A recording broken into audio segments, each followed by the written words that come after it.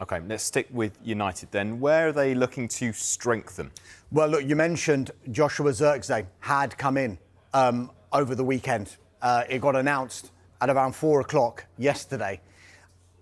Once that had been confirmed, it was a case of United focusing on other priority positions. Those priority positions we've been talking about throughout this transfer window: central defence and midfield. With regard to central defence, we do know that they are working on 3 deals simultaneously at the moment. Matthijs de Ligt from Bayern Munich, Everton's Jared Branthwaite, and Lenny Yoro from Lille. We do know that positive talks have taken place between Manchester United and Bayern Munich over Matthijs de Ligt.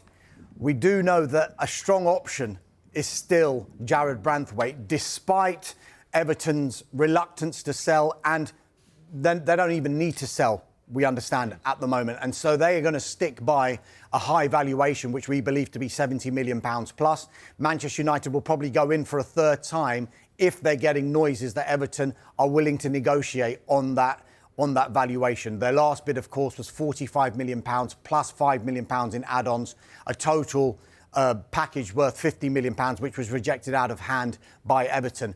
The Lenny Yoro one, that's moved a little bit further in that they've agreed with Lille, but Manchester United are now waiting for Yoro to make a decision, because all of the noises coming up until now were suggesting that he wants to go to Real Madrid.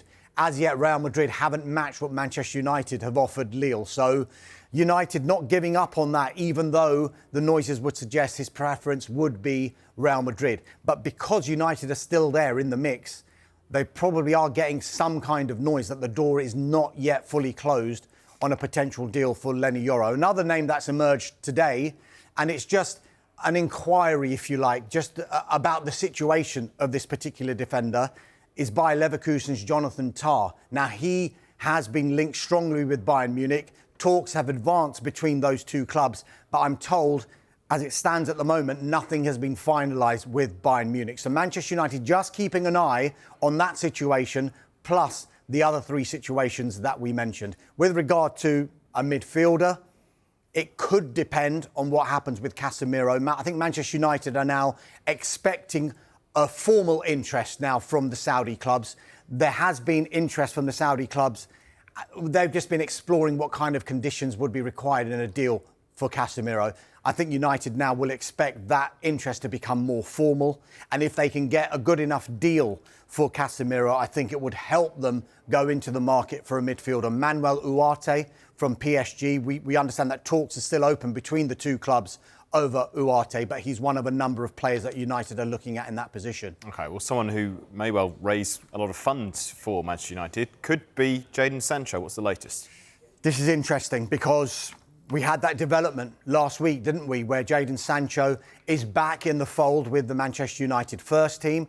He is back, I wouldn't say go as far to say in favour with Erik ten Hag, but there has been positive meetings between the two of them where we're told that Jadon Sancho reflected on past issues, and both Ten Hag and Sancho agreed to draw a line under everything and move on. However, I don't think that's put off potential suitors, because Juventus and Borussia Dortmund are two of a number of clubs who are still interested in doing a deal for Jadon Sancho. But as it stands, clubs like Juventus and Borussia Dortmund would probably need to sell first before they can meet any kind of valuation that Manchester United might have. Now, earlier on in this transfer window, it looked odds on that Sancho was going to leave Manchester United. It can't be ruled out still, even though he is back training with the first team squad. And we think United would probably want around £40 million, which would still represent, £33 million loss to what they paid. But he still appears to be a player that United might listen to offers for.